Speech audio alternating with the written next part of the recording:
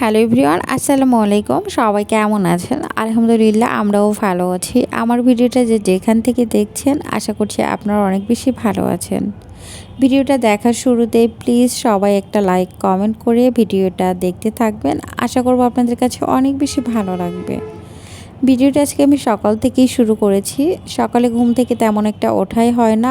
আজকে সকাল সকালে ঘুম থেকে উঠেছি, কারণ আপুরা বাড়ি চলে যাবে। এজন্য আমি একটু তাড়াতাড়ি উঠেছিলাম যে সকালে উঠে নাস্তা বানাবো। পরে আপু বলছে যে ঠান্ডা ভাত আছে, সেটাই খেয়ে নিবি। খেয়ে দিয়ে চলে যাওয়ার পরে আমি এই যে থালাবাটি ধুইতে শুরু করে দিলাম। সকাল সকাল যেহেতু উঠেছি আর একা আছি, তাহলে বাসাটাও পরিষ্কার করে নেই তাড়াতাড়ি করে।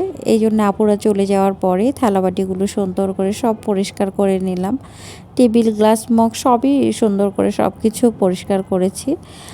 আর দুলাভাই চলে যাবে, এই জন্য রাতে ডিম কিনে দিয়ে গেছিলো, যে পরে আমরা ডিম কিনে আনার অলসতায় হয়তো খাওয়াও হবে না। আর রাতে দুলাভাই ডিম কিনে আনছিল, সেই ডিমগুলো সুন্দর করে সকাল সকাল পরিষ্কার করে নিলাম। কারণ আসলে কাজকর্ম, ঘর বাসা গোছানো থাকলে নিজের কাছেও ভালো লাগে। আর এই জন্য আমি সব ডিমগুলো সুন্দর করে একটা নেট ব্যাগ দিয়েই আমি পরিষ্কার করে নেই। কারণ হচ্ছে তাহলে গায়ে কিছু লেগে থাকে না, তাহলে একদমই মনটা ভালো লাগে। আর যেহেতু ফ্রিজের মধ্যে থাকে ডিমগুলো, আসলে খাবারের মধ্যে থাকে, খাবার রান্না করা খাবার, সেটা তো আর আমরা রান্না করে খাই না, হয়তো গরম করে খাওয়া হয়, জীবাণুটা যেন খাবারের মধ্যে না যায়। এই জন্য আমি সব সময় একদম নেট ব্যাগ দিয়ে ডিমগুলো সুন্দর করে পরিষ্কার করে নেই, যেন কোনো প্রকার জীবাণু না থাকে। আর তারপর এখন চুলাটাও পরিষ্কার করে নিচ্ছি।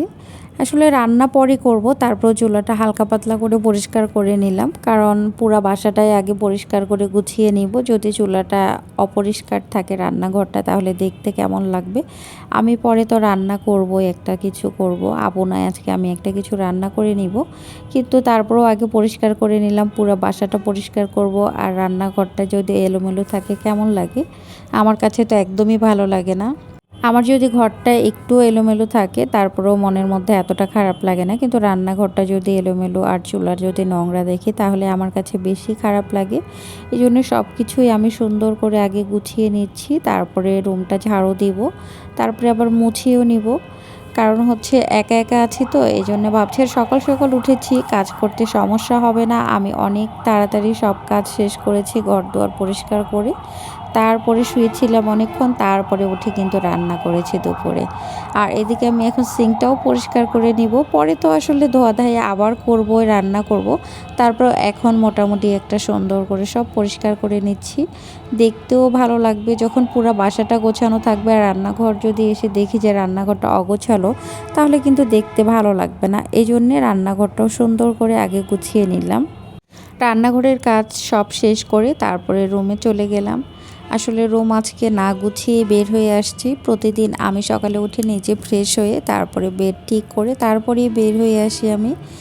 আর আজকে অনেক সকাল সকাল উঠেছি, আপু চলে যাবে, ওরা রেডি হচ্ছিল, এই জন্য তাড়াতাড়ি করে উঠে নিজে ফ্রেশ হয়ে তারপরে বাহিরে গিয়েছিলাম। আর বাহিরে যাওয়ার পর নাস্তা শেষ করে আপুরা চলে যাওয়ার পরে আমি পুরো রান্নাঘরটাই পরিষ্কার করে নিয়ে তারপরে রুমে আসছি। এখন রুমটা গুছিয়ে নিয়ে তারপরে রুম টুম ঝাড়ু দিয়ে নিব।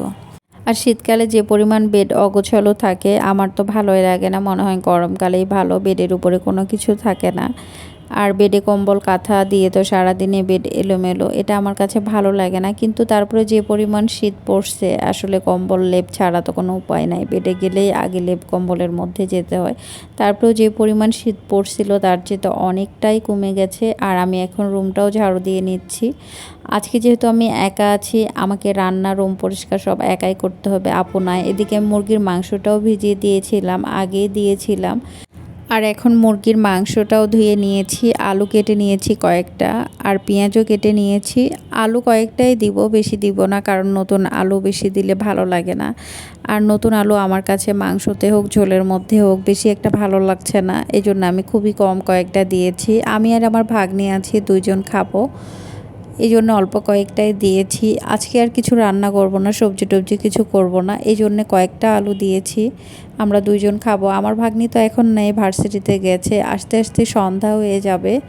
আর আমি এদিকে রান্না করে নিচ্ছি। একা একা আসলে খেতে ভালো লাগে না, একার জন্য রান্নাও করতে ইচ্ছে করে না।